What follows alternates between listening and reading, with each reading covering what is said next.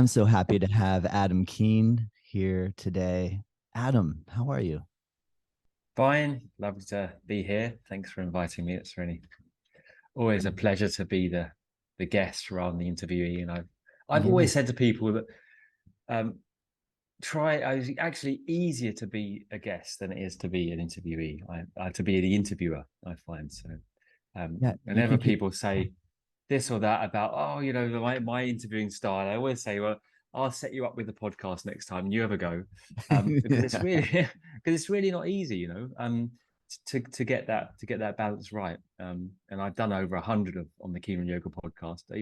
Yeah, maybe 150 interviews now, and I'm still working at it. Yeah, Oh, definitely. Well, on that note, you have your own podcast, Keen on Yoga, and I'm yeah. I'm curious on that note. Then, who are your inspirations? Like, if you are to listen to another interviewer, who have you gained a lot of inspiration from?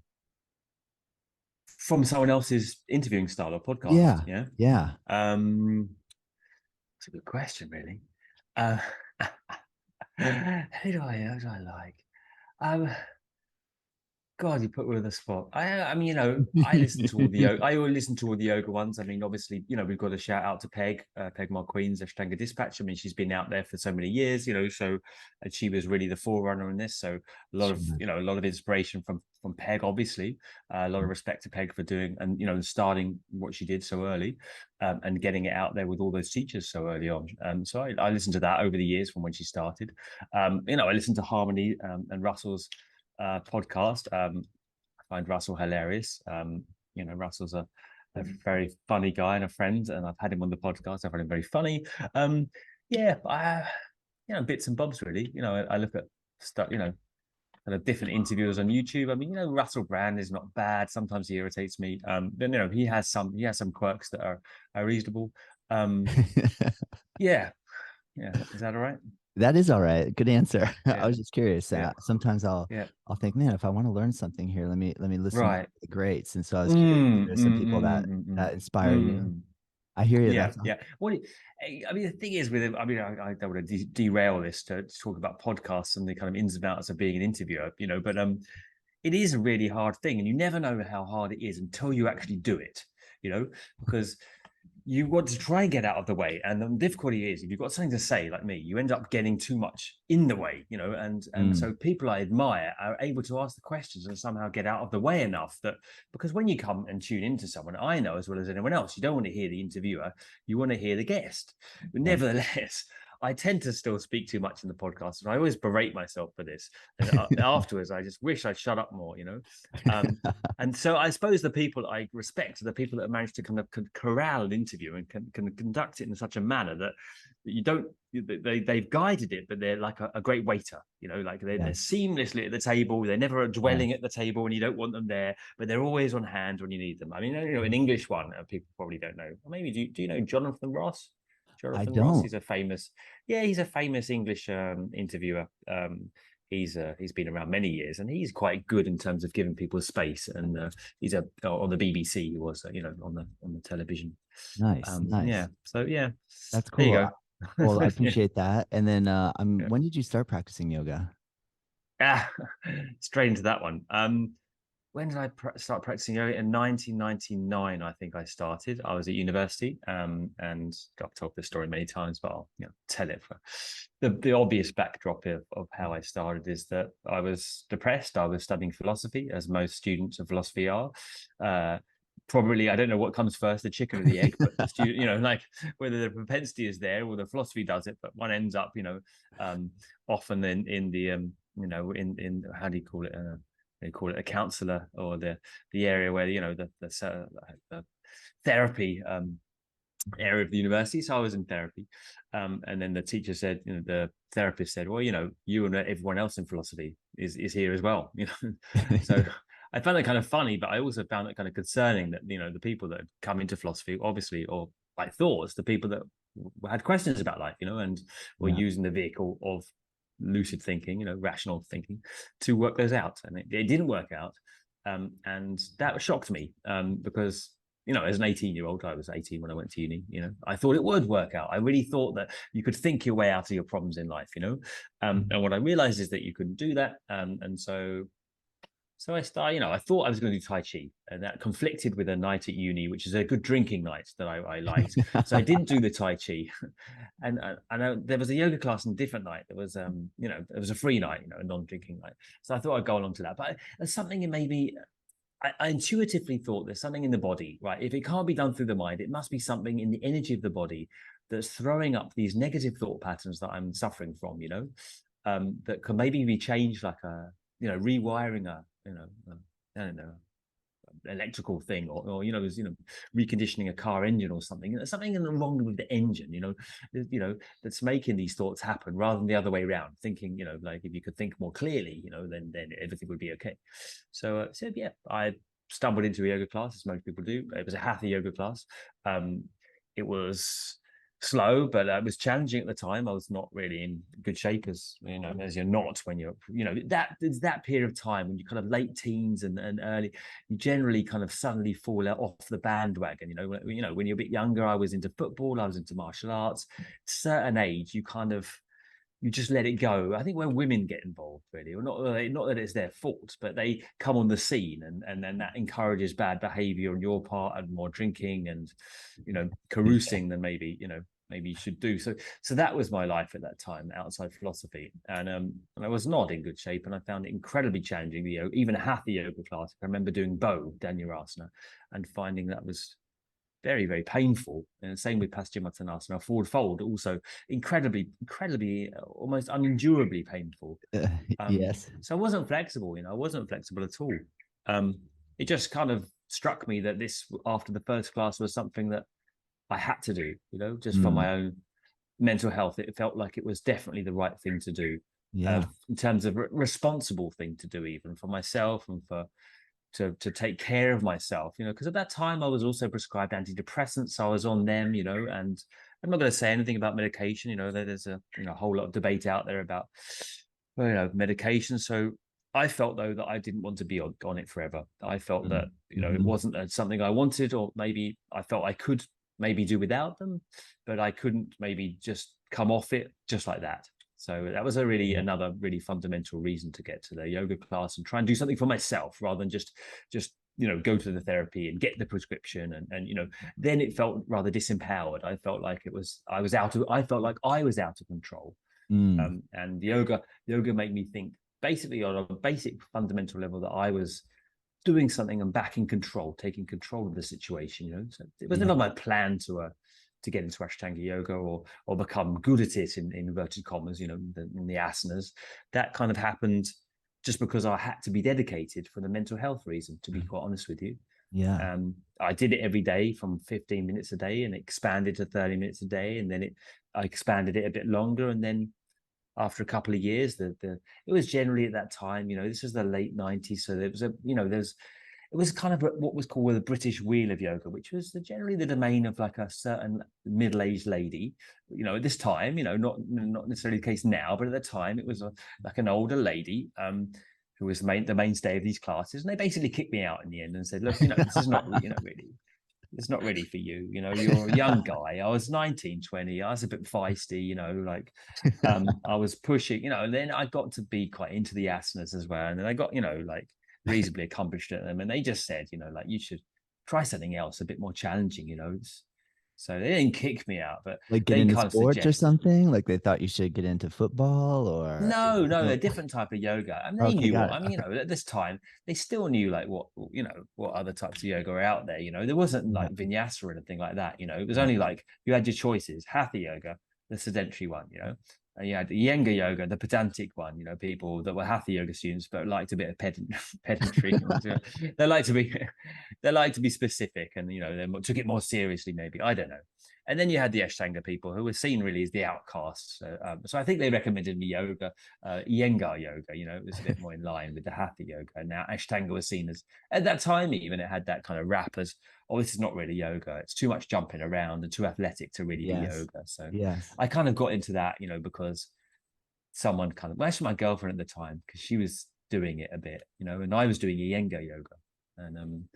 And I really believed in Iyengar yoga, but I started to get annoyed about getting all the props and setting them up, and it took so long. And where was the breath? Where was the breathing in that? You know, people will Yeah, say, yeah. oh, you know, like at a certain point they teach you the breathing, and you have to be more advanced student. But anyway, I got, you know, a little bit. I was looking also outside that box as well. And she went to the Ashtanga class, and then she goes, come along one night, and I was, no, I don't want to do the jumping. I'm doing Iyengar, like it's slow, you know, you stay in the postures for a long time, and you know, I don't believe that's yoga. And then I went to it, and it's a funny story because I didn't do any of the vinyasas. I refused to jump back or jump through. I would just hold the postures So in Iyengar style. right off the bat, you were pretty rebellious. Like Oh right up. yeah, Yeah, I've always been a bit, yeah. yeah. I don't like it in myself, you know, but I've always been kind of a bit stubborn minded. So yeah, so I know what I'm doing. It's a bit too much like that. I know what I'm doing. I don't like this Mm, jumping. This is not mm. really yoga, but do you know what? I mean, I'm also uh, I can also think again. That I think that's my saving grace. And after a week or so, she was going again. She stopped because her back started to hurt her, but she was going again. And whilst she was going, I said, "Oh, I'll have another go at it because you know Mm. it kind of piqued something piqued my interest in it. I think because at the time the guys looked there, they looked like they were really quite athletic, and I thought, well, if you want to learn something physical, you want to learn it from the people that look really well toned and physical, Yeah. like they know what they're doing with their body. And the younger people, not so much, you know. Mm. Mm. And these guys were quite impressive. There's a 19, 20-year-old guy to see another guy Yeah. toned and do a handstand and stuff like that and lift themselves up into a handstand. I was quite, first of all, I was dismissive, like, oh, you know, it's not really yoga. And then it piqued my interest. And so I went back. And after a few weeks, I was quite hooked, to be honest. Yeah. Yeah. Yeah. I already had a self practice every day. So it just was changed. I just changed one thing for the other. You know, it was hatha yoga. And then, you know, I just changed it to Ashtanga then, you know. That's cool, Adam. One Yeah. thing that made me think of is recently I had somebody come in for a class, and I said it was a slower, gentler class, and she's like, "Ooh, that was a Yeah. little bit I wish I was a little bit faster." And I said, "Oh, well, we offer Ashtanga classes, leg classes." And she goes, "Oh, no, no, that's still holding the poses for too long." And it always kind Too of long. yeah, yeah. And it cracks me up that sometimes I'll hear people say like Ashtanga is too slow. And I'm like, well, Wow. right? What How fast can you be? I I think mean, there's a little bit of a trend in the vinyasa world, at least around here. I don't know if it's elsewhere, but where you don't hold anything for longer than an inhale or an exhale. And yeah, yeah, I yeah, don't think there's any yeah. emphasis on actually coordinating the inhale or the exhale with the movement. I think No, it's just no. boom, boom, boom, Yeah, yeah, this one, that yeah. one. Yeah, yeah, And yeah. it You're cracked. right. I It's mean, a, that precedent has been set by vinyasa. Yeah, yeah, yeah. I always thought it was kind of interesting because to me, Ashtanga was always like a really dynamic, challenging, like Quick. intense, Yeah, where you had to, totally. Yeah, like you yeah, said, the yeah, yeah, Iyengar yeah, yeah, style that yeah, we're kind of saying, well, yeah, that's, yeah, yeah. not really yoga because it's too fast. So to have someone come and say like, oh, Ashtanga is too slow, I just Yeah. wonder how fast could it get? Like, Oh, it oh, just shows you how times move, doesn't it? You know, like that was the fastest run, and then yeah, it's moved on. I mean, yeah, like then we extrapolate to the future. I mean, you know, what's going to happen? You know, if we keep speeding up. I mean, it's like you have to take some kind of amphetamine before you go in. You know, to make to up the ante in vinyasa. No, I did a vinyasa class once because I was I just for a bit of fun, to be quite honest, there was a studio and they were auditioning, and I'd never done a yoga audition ever, and it was a kind of interesting studio audition to teach. to teach. Yeah, Okay. to teach Yeah. Yeah. exactly. Yeah, yeah, yeah, yeah. Um, and they had this audition, but the thing was, you had to do everyone's classes. Like, so there was like 20 teachers in the room, and I didn't need to do this class for them, and I'd never really done classes for other studios. I just done the Mysore practice and my own led classes. But at a certain point, you've done it for a long time. My curiosity is piqued about other things, like just generally other modes of teaching and teaching in other studios. I don't know, like some people close down, and for me, it was the opposite. At a certain point, I kind of spread out again, after kind of tunneling in on Mysore and how to do a Mysore, I went the other way for reasons that we can discuss. Anyway, and I found myself in this audition, and you had to do everyone's class. So there was vinyasa teachers there was teachers doing other things there, and everyone got a 5-minute slot. And so I did a vinyasa class once. So a few of them, in fact, when the teacher taught, there's like 5 or 6 teachers teaching their 5-minute vinyasa class. It was insane. It was utterly insane. And I mean, I know people love the style, but I found it was like a potential car crash. You're going through, there's no like, but Mhm. I was flailing around with wild things and turning over and this and that. And before you can try and look at the teacher, there's a new posture that's there, and you're trying to get the last one, and there's a new one going on. It's madness. I mean, I was actually, we say in English, pissing myself with laughter, like, because it was hilarious. But yeah, I mean, it's, in terms of any kind of Patanjalian idea of yoga, for the sake of stability or concentration, no, it probably is at that. I imagine if you get quite good at the thing, perhaps it flows in a more embodied state of being in your body, very dynamically in your body. But it doesn't have much to do with the original kind of auspices of yoga, really, as far as I can see. But, I hear you. I hear you. Can you tell me, Adam, what your experience with practicing in Mysore is? yeah, no, I loved it, and I'm not a bad word to say about it, really. And teachers used to say to me, the old teachers, "Oh, well, shouldn't go because it's not the same as when we went. It's not, we went and there's 12 people in the room, and now you're going to go to Gokulam and there's like 40, 50, and Batabi Joyce is old and he won't help you, and you know and I went anyway, even though these teachers are respected. Teresa, my wife, and I run Purple Valley Yoga for a number of years in India. So we had all these old teachers passing through, so I kind of picked their brains, so it's kind of quite well up on different teachers' perspectives on Mysore. And a lot of them would say, "Oh, it's not the same," why go now, and I did, and I always recommend people to go now, even when it's changed again and it's this huge hanger. I'd still say go. You have Oh, Adam, 1 second. Adam, 1 second. I there which you never really get quite the feel, even if you're doing Batabi, when we used to do Batabi Joyce on tour, or Sharat used to come and do these tours to London, it wasn't the same, and as soon as you get to India, something different happens there. And I'm not really, I try not to veer away from hocus pocus or things I can't explain, but there is something a bit different about it there. And yeah, so I'm, yeah, I'm pleased I went.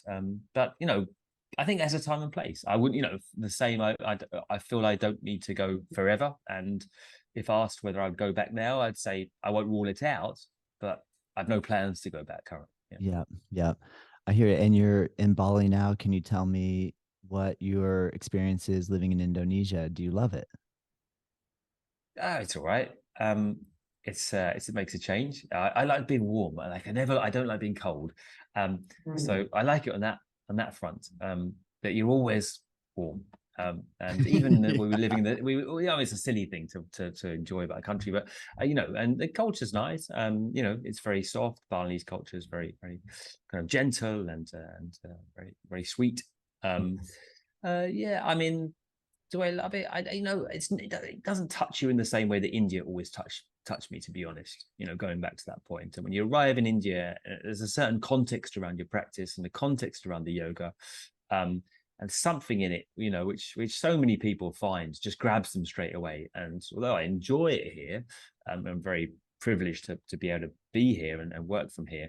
It's it doesn't grab me, it doesn't touch me in the same way that Mm, India always did. Yeah. Yeah. nice, nice. How long did you spend in Goa? We were there for a couple. My wife ran it for 3 years, and I joined for a couple of years. That's where I met her. I was a cook. I was a cook in London, and I supported my yoga through cooking. So, Nice, as I nice. was a budding teacher, and at that time, remember, like early 2000s, it wasn't like the career of a yoga teacher was kind of clear cut. It was like, well, you might make some money out of it, but it wasn't really like you could support yourself. So most of us had other jobs, and I Yes. taught myself how to cook, basically. I was never going to be a philosopher. I was got disillusioned with academia. Yeah, Yeah, yeah. yeah, And so I quit it, after 3 years of my degree, and I trained yeah. myself basically from pot wash, from washing dishes to running kitchens. Yes. Just out of an interest in food, really. Nice. I'd not really had much of a background in food when I was growing up. So as soon as I kind of got a bit older and could go out and cook for myself and experience different things, I was quite intrigued about all different foods and how to cook them. Like I left home really not being able to know, I didn't really know how to boil an egg or anything. Like I didn't. Yeah, yeah, So like the possibility of like learning how to feed yourself was first of all fundamental. And I started cooking for friends at university and stuff. And then so it was interested. Yeah, I was interested, and I developed it and developed it. And so when I left, that was the thing. I thought, that's what I fancy doing, going to the kitchens and working. It seemed honest. It seemed practical in a way that philosophy wasn't. It Yeah. seemed like a nice thing to do, to cook for other people. Yes. And it was flexible. You had different hours, and and it was dynamic, and you had a kind of gang in the kitchen. I liked that. The kind of vibe and the excitement. Yeah. Yeah, I mean, it lends itself in a way with Ashtanga yoga. They're kind of exciting, and dynamic, um, uh, uh, physical, very physical. Yes. When you're in the early 20s, I could practice for a couple of hours, then go in the kitchen and cook for 10 hours. But at a certain point, I started to see that I would maybe transition out of that because you didn't have the energy. Going on in the long term, I didn't have the energy for both. So anyways, long story short, I did that in London. And then I decided I'd try and transition to do other things. I wanted to go to Mysore. I was a bit scared of India. So I thought if I go to Mm. Goa first and do cooking on this yoga retreat, like Yeah. I'd be Yeah. there as in the position of the cook for a while. It'll be like a soft landing in India. I'd find my feet a Yeah. bit, Yeah. like that. So yeah, that's what I did. But I never really got past that because I met my wife, and then we started running it together for a couple of years. And now we Nice. did go to Mysore, and we Shirak came to Goa, and we hosted him there as well. And it was a really special time and experience Oh, actually. I bet. That's amazing. Yeah. I've been to Goa before. It's pretty amazing there. So your first intro to India was Goa, and then you started exploring Yeah. to other part. Yeah, gotcha. Can you give me a little bit of your take on, like I sometimes I'll hear people say that Goa is the liberated state of India, that, more things can fly in Goa than other parts in terms of, you'll walk down to the beach and people will be in bikinis and Right, right, right. doing the Western thing, and you'll have maybe some Indians hanging out, gawking, like, Yeah, they whoa, all. like what's going on here? Yeah, And yeah, can, yeah, can you yeah. give me They your, always said it's a bit more like that. It's like, well, I think there's a little bit of a kind of vibe about Goa with the Indian oh, Adam, I thing, lost you. Oh, there you are. Yep, sorry. Yeah. Sorry, Okay. yeah, I think I was going to say, I think with the Indian communities, I think that go there, I think there is a bit of a vibe of what goes on in Goa stays in Goa. There's a little bit of like, whilst in Goa, you can, Las you Vegas. can kind of, yeah, yeah, exactly. You can kind of chill out a bit, and it's not back home where the community might be a bit more stringent, and, you know, and obviously there's all these Westerners that are kind of posthumously, I don't know what the scene is, less Western now, but obviously in the 60s, 70s, there was a huge hippie vibe down in Goa. So, there's still that kind of vibe, which is there. Yeah, Yeah, maybe the place lends itself to it, the kind of geography, the kind of vibe there. Yeah, it's a lovely state. Very different to Mysore, obviously. A lot more fun because you've got a beach, and you can yeah, kind of go around in the kind of palm groves and the motorbike, and in Mysore you're kind of stuck in a town, really. Um, yeah, not so fun. Kind of biding your time until the next morning where you go practice again. So, yes, in terms of enjoyment, obviously Goa is way more fun, and that's yeah. But in terms of yoga, I mean, obviously Mysore was a yeah, place that I got fond of because we went there for many years. That was in the end what so many of us, and people still do. Obviously, you plan your year around Mysore. You go, yep, yep, you do your teaching, and then you take your 3 months, and you go to Mysore, and you get your kind of you get taught, and you get your top up, and then you go back and teach, and we did that for a number of years. nice, nice. Until I something kind of gets in the way and something changes.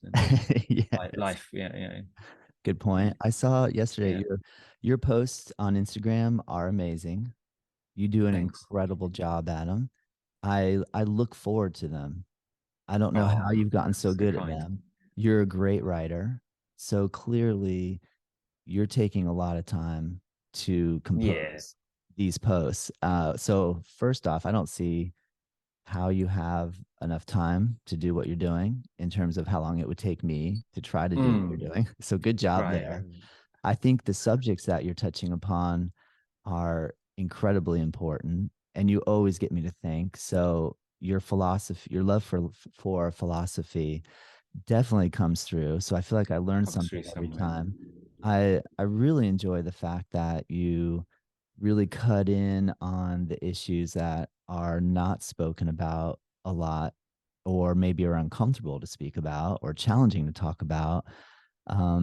Just yesterday, I saw that you wrote sometimes we mistake the finger for the moon in Ashtanga. Mm, And mm, I'm curious if you can elaborate on what you're thinking around that or what you mean by that. mm. Yeah, I mean, let's first say that I think more than anything, I mean, I still have the same wish for the Socratic wish, let's say, for truth, right? Like, Socrates was a questioner, he was an inquirer, he was encouraging, he wasn't saying he got anything, but he was just encouraging other people to think out of the box. The young people of Athens going around asking difficult questions and just encouraging them to follow their thinking through and see if it worked for them or not, and see if it made sense and when followed through or not. So when you follow through the asana, it's like, well, where are these details going to get you? These specific details going to get or if we follow through the way that we stretch, or if you follow through the way of pulling out of yourself, for example, if you follow that to the nth degree, you'll rip your shoulder out of your joint. So is that what so is that extrapolating out of that? Is that the idea then, that progress means more and more stretching out of yourself until what? Until you end up with a ligament issue or a tendonitis because you've overstretched your joint, right? So it's just, I guess I have the same frustration as as a kind of someone who loves philosophy would, in just wanting us all to think together and just be honest with ourselves, and for the sake of everyone else, really, because dishonesty, as we can see, it's not necessarily meant, or it's not necessarily on purpose, but it creates so many difficult circumstances for people, right? So we find, the teachers coming back from Mysore and they've had this great experience, but maybe they've not followed it through enough and can kind of contextualize what it means for the everyday person, right? And there's all these details in Mysore which mean that you're on program, you belong to the club, you point your toe here, Upper Vishta Konasana, dare you jump back without looking up, inhaling and exhaling. Do you know what I mean? Right? Like there's certain points, you know them, that you have to do those ways, and that shows that you know the score in terms of the Mysore tradition. Now, you know, but that's not the ultimate method of yoga. The ultimate method of yoga isn't stylistically about whether you do one thing or other. It goes deeper than that, and those details end up just they end up being taken just as one more way to just belong. And I think we obviously have a fear of not belonging, and we have a fear of going on our own and exploring on our own without the backing up of an institution, or right. But Mm-hmm. that's the ultimate thing, is the courage to stand alone and look alone, rather than just one more attempt at conscribing to the status quo, right? Because, when I've done it, I was super, and I can say all this because I did it. I went there and without meaning to be quite honest with you, I was always a bit rogue, as you identified from the, I was always going to those teachers who are a little bit more put a handstand here, do that there, but it's actually my wife who's more on program. She'd got this relationship with Sharat through hosting him at Purple Valley. I met him in a more intimate scenario when he was teaching a small group at Purple Valley. We struck up a personal relationship at that time because he was there for weeks, without all the students around him. And so I got into this kind of Mysore etiquette, and then you go to Mysore and all your peers are there, and then everyone's kind of like, well, you're doing pretty good there, so ego comes in, and yeah, so I went down that rabbit hole with the details and with the small details and taking those details for Ashtanga yoga. But if we look really at what it is, it's the same as the tantric hatha yoga originally you find in Dattatreya's Yoga Shastra or others. You've got Mahamudra, Mahaveda, Mahabandha. You've got breath, posture, and looking place. Sorry, yeah, Yeah. bandha, posture, and drishti. So it's the same, and that's the fundamental engine of what you're doing in the asana. And sometimes the small details, they can help you come from the outside in. But I think all too often those small details are taken for the method itself. But that, and then just as a way of just Yes. belonging to that Ashtanga club, what it's encouraging is a subjective experience of oneself in an embodied sense, in a more whole sense, in a more pleasurable sense than what we had, in the bottom line, Yes. and that, yeah. Do you still feel like you're in the club? Um, well, I suppose probably if you ask Shirachi, he'd probably say no, but I haven't been kicked out yet. So, um, I'm out, it's like, I don't see, to be honest, I don't, as much as I write about it, I write about because don't see much of a discrepancy, to be honest, between no, I finally found a metaphor the other day. You say I spend time in the post, and I do, but I would do anyway because I was always a frustrated philosopher ever since I kind of quit philosophy for cooking. I was always still thinking and questioning, and that was me from a kid. My mum used to say, "Oh, should we have some quiet time, because I'd always ask a question. And she always say, I used to ask why. Everything was why. Mm. And that's still what I'm doing now. I'm Yeah. just asking why. And I don't have the conclusions, but I just want us all, as much as possible, to ask the questions for ourselves, because I think in that manner is how we get to be more open, more sharing, and more caring people, right? So Mm. kind of opening up the questions and tolerating, as I found out recently, trying to tolerate and be respectful to each other, and just allow other people's opinions without kind of jumping on closing down discourse, because I think that's a dangerous thing as well. Yeah. um and so coming back to the original point, sorry, yeah, I see myself as not having a really any problem with the Mysore traditional aspect of it.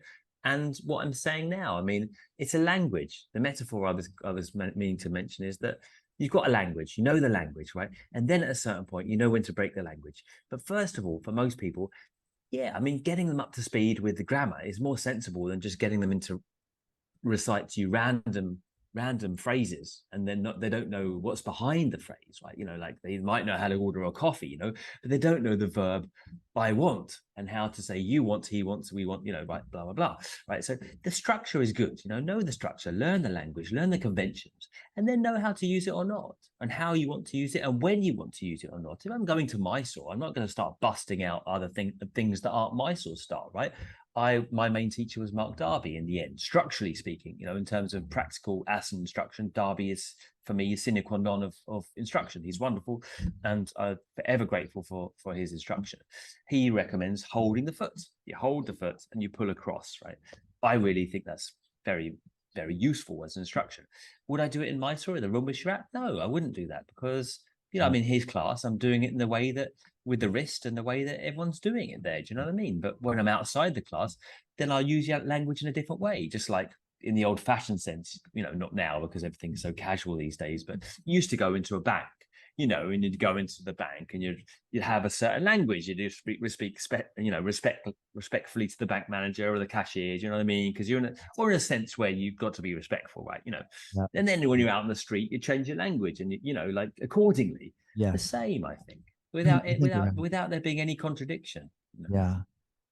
Do you, when you're working with a new student, I'm gathering you're working with the structure of primary series, are you trying to convey the institution with this questioning aspect at the same time? Are you trying to build a balance of, That's a great question. Yes, I'm always trying to empower the student, right? And that's what I felt was so lacking in some of the teachers who, as much as I love them, and many of the old teachers that I worked with, I felt that there wasn't enough empowerment of the student necessarily, and it was big for me. I always felt like what we ultimately want is the student to come into their own power and decide for themselves, right? I mean, the courage to stand alone, the idea of cavalier, I like a lot, because that is it in life. We always want to shelter behind other people's instructions, and you tell me what to do, and for a certain while, that's not a bad idea. There's got to be some hierarchy of knowledge somewhere, to learn anything, but at a certain point that also becomes redundant, and one wants to encourage the student to go off and take some autonomy and face the fear and doubt and uncertainty of doing that, for themselves, because a lot of that comes in, and questioning then comes in, because it's easy to go to Mysore, right? You go to Mysore, you learn the sequence in the way that is taught there, and you go back and you practice it. Job done, easy, no questions, no questions. But that's not really yoga. I mean, yoga is you're grappling with these difficult questions that about life, and I think the asana practice should somehow, if it's going to be used, in a deeper way than just a sloppy weird gymnastics, it has to somewhat mirror or prompt or prod this kind of questioning for us. yes. So yeah, I mean, it's a great question. yes, I can't not be me, and I think that was a real change that was happening before the pandemic, and it came around more during this time, which I think was quite pivotal for a lot of people. And just one way or the other, I came more into just thinking, fuck it, I'm sorry, I'm just going to be myself, because at a certain point, like you can't be, like it's too Yeah, tiring to be a mini clone of Sharat, walking around in a skirt towel and like counting in the Indian accent, like which I again I kind of did that, because I was afraid, because yeah, yeah, I wasn't confident in my own teachings, and I didn't want anyone to point me out. Or, like everyone has imposter syndrome, whatever job you do, you yeah, always feel you're lacking, And at a certain point, I just thought, you know what, I'm going to be me, and I'm going to relate honestly to the person in front of me as me, and in terms of just wanting to show them how they could use it for themselves in their life, and encourage and support their process. And that's the end of the story, And for some people, it's relevant to teach them in the classic way, especially if they're saying, I'm going to go to Mysore and I'm going to want to do this. And I'm teaching already and I'm maybe wanting to teach Ashtanga Yoga, but maybe they're not, right. And I'm going to go to Mysore, blah, blah, blah. So you go, okay, right. Like we'll teach you the nuts and bolts of how to do the silver service, right? Like, but for other people, it's irrelevant, the silver service, right? They're coming, they maybe they want to do 40 minutes a day and bit of this, a bit of that, and teaching them that will just put them off or be relevant, be inappropriate for their daily life and what they need. yes, yes. Great answer. And one thing that you inspire me with is that you are extremely, it seems to me, very honest about personal issues. Absolutely. Yeah, yeah, yeah. And that's not easy. Well, to speak from my own experience, like I feel like I grapple with that in terms of how much to talk about and where to hold some Mm, sort of privacy. mm, How do mm. you navigate that? Like, do you have any exercises that you do before you write, say, a post? Like, I bloody do, should do. I do, should do. do, do you No, do you what I want? do, I mean, I never write it and just put it out there. I mean, like I did that at the start, and what I really found is that now I'll write something, right? This is what I do. Like I write, like I've got like 10 different things I'm writing, like and I'll go back and I'll go back and I'll go back on each one, over a period of days, like, and they're all coming to fruition, like, because they're only like a few paragraphs or whatever each time, but I do go back and keep going over those paragraphs and taking things out that I think are just, Yeah, not relevant yeah, or, might be incendiary if I can catch them, like I don't want to put anyone's back up, and I want everyone, like, you want people kind of like on your side listening rather than being triggered and going away. That's the last thing I want, like as well as I was so unhappy with the recent post I wrote that got people's backs up, because it really wasn't my intent, and I still think it's a relevant question. I which one just was that? kick myself. Which one was Oh, I that? can't want to go, oh, it's about Harvey Joyce and sexuality stuff, um so it's always going to be a hot button. And maybe I got overconfident to think that I could navigate it. But I got caught out. And I wasn't as skillful in my writing as I could have been. And people pointed that out. And I take it on the chin and say that things could have been said that in a more skillful manner. But the topic is still of interest to me.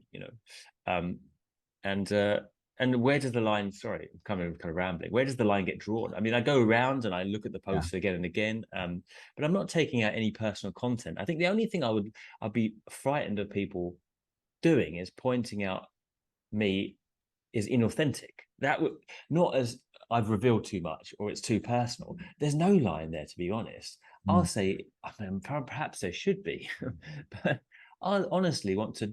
I've come to the point with my yoga practice where it's kind of just how far can I just be utterly immediate to life, utterly transparent to life and another person.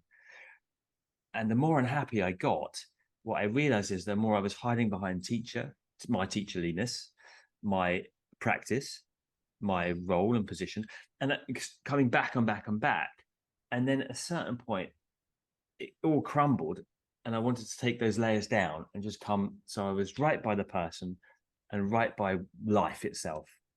mm. And Good that's answer. as far as I can, yeah, and that's as far as I can kind of get to in terms of a search for truth, really. Is like, how close can I be just to utterly real and utterly nothing to hide? And the more close I get to that, the more I kind of feel that maybe that is that there is something there is something in that. Yeah. That's great advice. I love that. Thank you. And when you mentioned earlier about the process of if you think it all the way through, and if you're practicing asana, and you made mention that, if I take my body, my shoulders so far that if I'm going to go all the way through, Mm. eventually it's going to separate Snap. or Yeah. snap. Something's, yeah, exactly. Yeah. Yeah. And and in terms of, say, the philosophical practice, and you kind of made mention already too that, if I overthink something, and I keep overthinking it, that maybe that is the equivalent of not necessarily the body snapping, but the mind snapping. Have you had any close calls with mind snapping? Yeah. So, I think so. More so, to be honest, before the yoga, before I started a more embodied practice, that studying, and I'm an intense character. Maybe you can recognize that. So when I got into philosophy, by the time I got to university, I'd read everything, all the basic philosophy texts are out there. And then, some modern philosophy stuff. There's.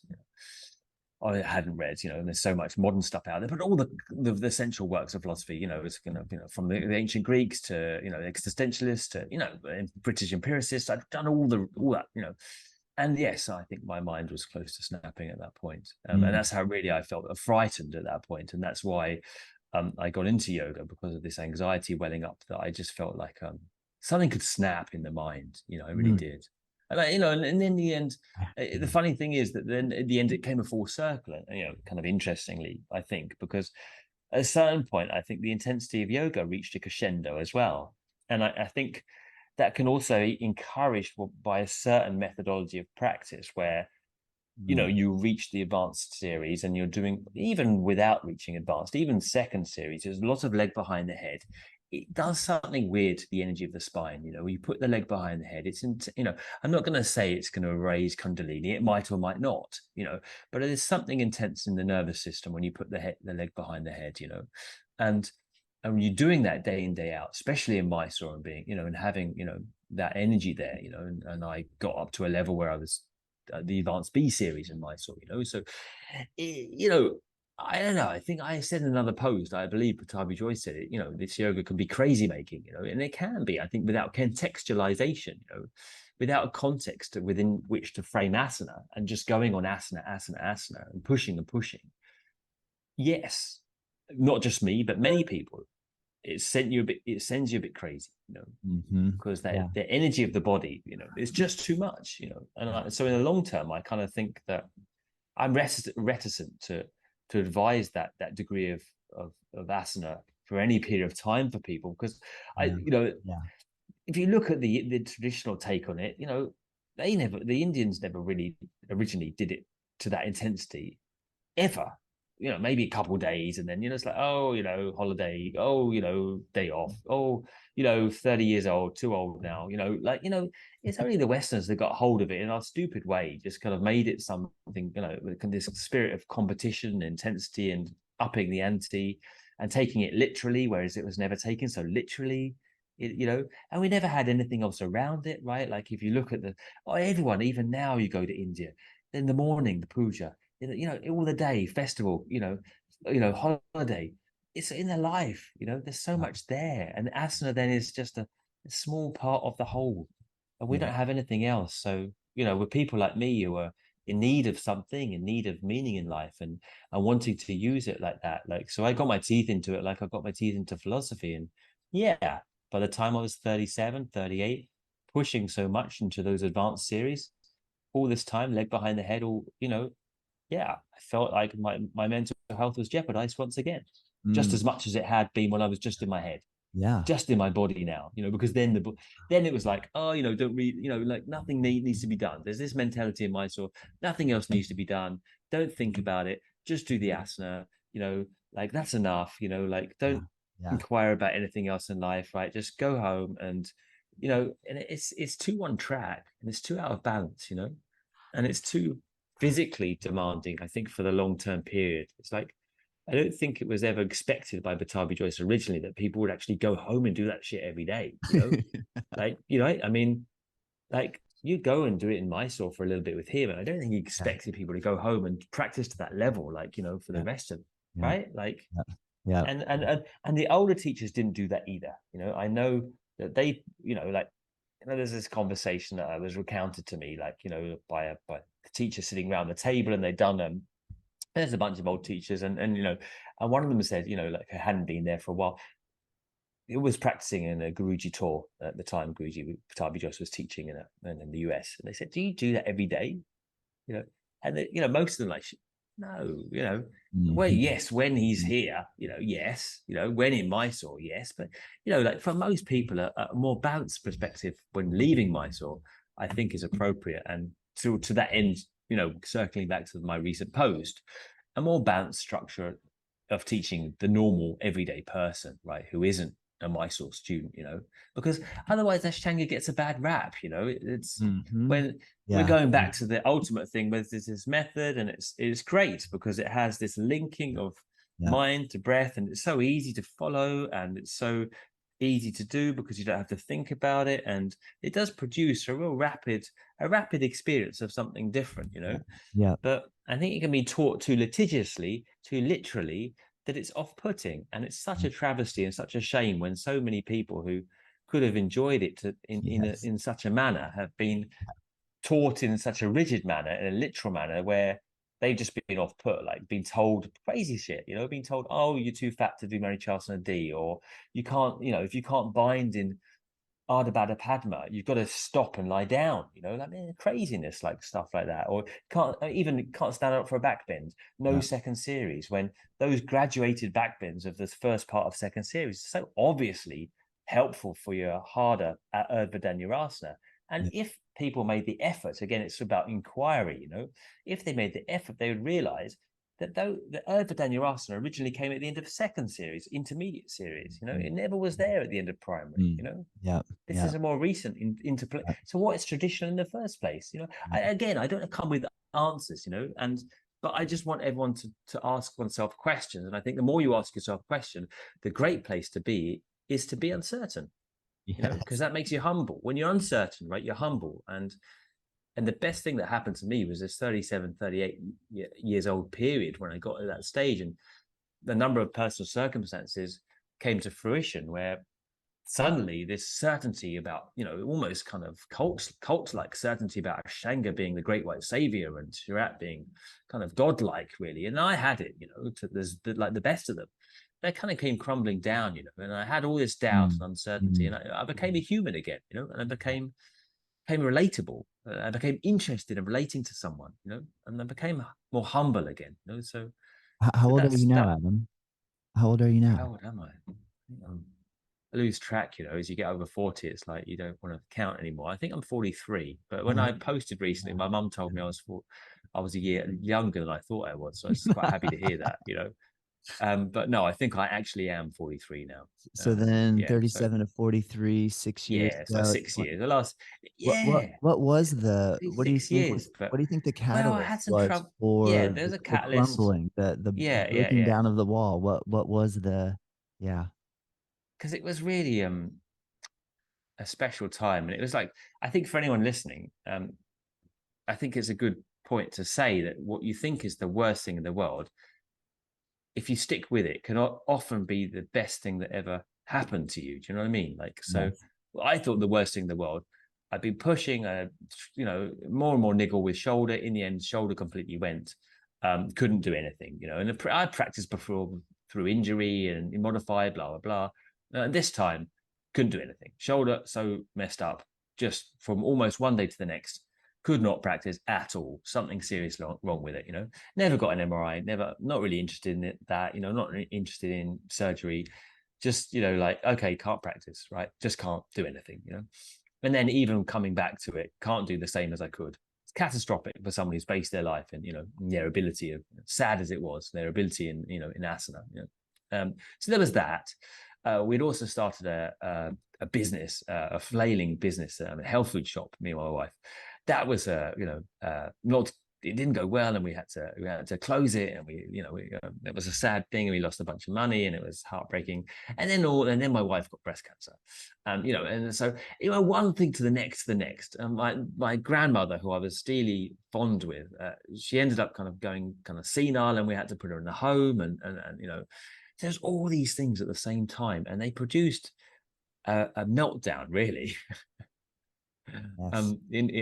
Which is, and I laugh now, but it was a terrible situation, and a very dark time. And for some reason, I managed to turn it around, not by me, I think, but by grace of God, or whatever. Like something was, happened that it was turned for the good.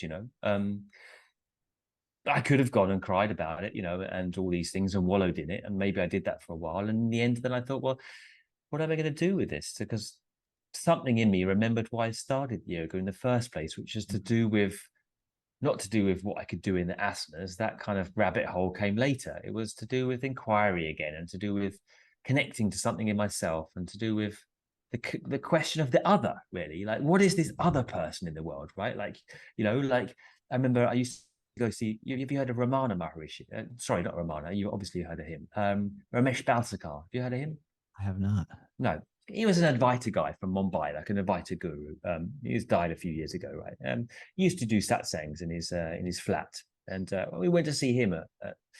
And I remember him saying, the problem isn't me. I'm happy when I'm in my home, having my coffee on my own, watching the birds. But when I step out of my door, the problem is other people, right? Like, that's when I start to get irritated, and that's the problem, right? So how do you deal with other people? This is the way you phrase it, and that really stuck with me. That's the truth, right? Like, we always think the problem isn't us, but when we come into contact with other people, then the mess starts to happen. Like we start to doubt ourselves, and we start to get frustrated with the other. So it's like, well, that was the question as well. It's like, well, what is this practice and Yes. teaching Yes. in relation to the question of the other? Well, Yeah. how do they relate to my life? And what is it that I've got to do? What is the meaning of my life in relation to them? Is it just to, is it just it? Is this, I mean, on the most basic level, is this it? We like just teach this yoga, and like they pay me, and like, right, like, like it, like what is my interest in them? Like, what am I doing? What do I want for them? How would Yes. I like to contextualize this so it's really meaningful for them, right? So they just get to put their leg behind their head for a few years like me, and then have to let it go because they got old, or they got injured, or whatever. Okay, sooner or later, it's like, it doesn't go on forever, right? So what? It's like the yoga philosophy, right? Like, Krishna's not saying like, like, oh, you do this now and it'll be good for a few years, Arjuna. Like, you'll get famous. You kill all those people in battle. He's asking for a serious solution, a permanent solution. What is the permanent solution? Oh And man, so, great. I hear yeah, you. I love everything you're saying. This is epic. thanks. I was driving home yesterday and listening to a Neil Young song, and he had a line that said, "The same thing that can keep you alive can kill you in the end." And Yeah, so as I was yeah, driving, I was like, exactly. "Well, wait a minute, but yoga kill me?" And I was like, "Well, I feel like it keeps me alive. Like I feel like I put a certain Mm, amount of emphasis on it that this is like the everything." And I associated that with mm, the leg behind the head, the catching yeah, heels, the yeah. and it started to feel like it's killing me, like so it's an interesting. I don't think yoga is gonna Exactly. kill me in the end. I think it's gonna keep Yeah, yeah. eating No, I know me, where you're going keeping with me that. Yeah, alive. yeah, But yeah, yeah. That's a have great you question have to you bring up. Yeah. clearly Well, what clearly happened you've at that traversed time that? as well? Yeah. Sorry, go Yeah, ahead. is that I started because of this situation with Theresa, my wife, and the general medicine, and I started trying to research other things. Like, what's this? Like, and that led me down the rabbit hole of homeopathy. So I trained, and people are going to hate this. Oh, he's talking about all this stuff, and now he's telling me he's a homeopath. I I have a Okay, go I have a ahead. mixed I have I have time for it now, having trained in it. Like, I don't believe all of it. I have doubts with it as well, but there's some stuff to be said about it. And one thing they often say is that it's all about the dose, the degree of the dose. Like, what is the, and they have this thing where they say the poison is the medicine and the medicine is the poison. Like, so it's all about the dose. And the same with Ashtanga. For a while, that dose needed to be a certain level, right? And that pulled me from what I consider reasonable mental health challenges in my early 20s. Like I was, I felt like I was losing my mind, and so, like for the sake of everyone and for the sake of myself, really it kept me sane, and it kept me from drinking myself into oblivion, which was what was happening otherwise, self-medicating with alcohol and with medication, and so it was wonderful, and forever grateful. But that medicine, which was so valuable that I almost felt it was a duty to dedicate my life to sharing it, because it saved my life, probably, literally, you see I, how unhinged I am now. Well, you imagine how I, unhinged you are, I I was understand. with 10 pints of Guinness and all this medication, right? I was fully unhinged. So, uh, but at the point, like it protected me too much, right, from other people, and it became like a comfort blanket. You just do your practice, and then you don't have to do anything else in the world, and you can just go back and spend all day just like looking after yourself, and then go off and teach them. It became the poison, and also the poison because at a certain point, like Chuck Miller, I remember saying to me when I was in my heyday, actually, that at a certain point, you've got to let this go. And if you don't contextualize it to something deeper and broader than just asana, it's going to be really, really painful for you. And it was, Yeah. and it Yeah. was. And you see people now, I mean, sorry, I'll let you go in now, but, just like you've talked to me about how painful it is to, when you've been attached to doing all those things. And I see people come to my classes and there's such pain, but just such attachment to still kick the leg behind the head anyway, or still catching. And we see this in mice all the time. People, it's hideous back trouble, still feel like, because if they don't catch, then they've not done their duty, or I don't know. It's a weird loop of mindset to get into, and one that I can't fully articulate, but I've been there. Yeah. Um, Do and you yeah, do you sorry. think that's okay? Do you think we can still call it Ashtanga yoga and remove If you're that not if you're not aggressive? doing those things, yeah, of Yeah, course you can. and Of remove. course Yeah, you can. yeah, Yeah, of course you can. No, there's no discrepancy or contradiction in my mind. If someone's young and they're able and they want to go to Mysore, I'm not going to go, oh, don't do leg behind the head, like, oh, it might hurt you, like, I'm going to go, yeah, like, totally, like, get into it like I did. I put a handstand in between every posture, like, like, and I encourage people who want to be dynamic to be dynamic, as long as it's not, as long as I don't feel that they're hurting themselves, right? yeah, But on the other hand, I mean, like, once it comes a point when it's, one's getting older, or one's injured, or one's simply not in, doesn't want to be in the shape that you need to be in to be so up there with practice, because it takes a certain level of conditioning, right? Like, you know, yes, um, then you treat it accordingly. There's a method behind the asanas, and like this finger pointing to the moon, or like I say about the poison, the medicine. There's a method behind the asanas. It's grasping the method, which I call the inner stretch. Which is the generally the pulling towards oneself, the use of the shape to get the diaphragmatic breathing, right? To understand the use of the diaphragm, which I suggest is what the bandha is looking for, is really the engagement of a full body experience related to diaphragmatic breath and the holding of the body in a certain postural shape. So you're not like bandha for bandha's sake. That's ridiculous. Like, like bandha has a reason. It can't be the cause and the effect. Like the bandha is the cause, and its effect for me is diaphragmatic breath. Um, so this is the method. This is the deeper teaching. And whether you point a toe here or can put your leg behind your head or catch your ankles, it's irrelevant. And for most people, leg behind the head and catching ankles is inappropriate. Um, it's yeah, not to say that then it's inappropriate for everyone. Of course not. But we've got to realize that when Pattabhi Jois was teaching this method originally, he was teaching it to very young people. You know, mm, and then when the kids, I say the kids arrived to Mysore originally, like the Swensons and then David Williams and stuff, super young. And I was young doing it, I mean, like, because we deny age now, oh, it doesn't matter, like, we're not old, right? Like, we don't get old. Like, look at me at mine, I'm 50 and I'm still doing. It's like, it's great if that's the case. Like some people are, Darby was the same, like an anathema, like a freak of nature. But for most of us, right, as we get older, like shit happens and the body does age, and just being honest and realistic and going, well, I still love to do this practice, Yeah. Yeah. but if I keep putting my leg behind my head, I'm going to end up in a wheelchair. You know what I mean? Like, Yes. Yes. right? I mean, it's just being like sensible like that, and still nothing has changed. Nothing has changed with the yoga. It's only gone deeper for me.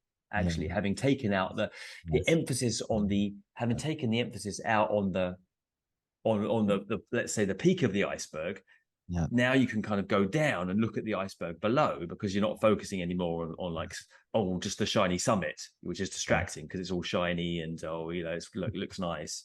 But now you can look at like what's below it, because no longer distracted by that little shiny peak. Oh, Yeah, yes, Adam. Man, yeah. I want to be respectful of your time. And I hope for you Oh that's yeah, got listening, over. Yeah, yeah, you yeah. have to go check out Adam, your podcast. You have YouTube channel. Definitely follow Adam on Instagram. Is there anything, Adam? I know it's, to bring it into a close here. Is there anything? I think we covered some great subjects, and I just want I to think we said a few things, didn't we? Yeah. yeah, I do. I just think, And I had a great time. This was really fun for me. I'm so excited. yeah. I've been looking forward to this for a couple weeks now. So Oh God, so I kind of you. I keep mean, doing what you're thank you. doing because Yeah. I benefit a lot from reading your posts. I Oh, apologize if I don't get a chance to comment and every time, but I really do oh read man, every one no, of I them don't. from Yeah, top to yeah, bottom, and you do an amazing yeah. job. So Well, and I think I just, that yeah. conversation can continue there. Mm. But I'm. Do you have anything that you'd like to finish with or close with? Oh, I think I've said a lot, but I just want to say, if anyone's sick of me, I'm really sorry. I mean, I know I'm out there a lot, and it's, I have a big mouth. I mean, it's just for the sake of this kind of bee in my bonnet I've got about like using yoga, in the deepest sense we can for all of us, and so yeah. I also want to say, on the other side, for people like you that have got anything out of it, and say that to me. I mean, it just means so much to me, and I'm so deeply touched. I really am. And yeah, I really am. I can't say enough how much it makes my life worthwhile, basically. And that means a lot to me.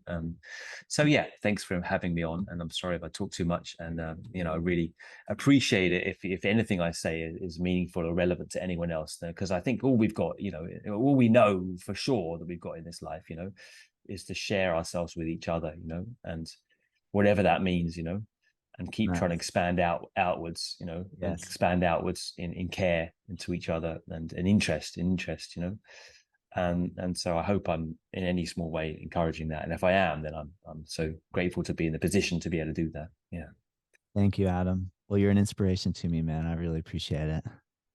it's really thank you, All thank you. right. Cheers. Until next time.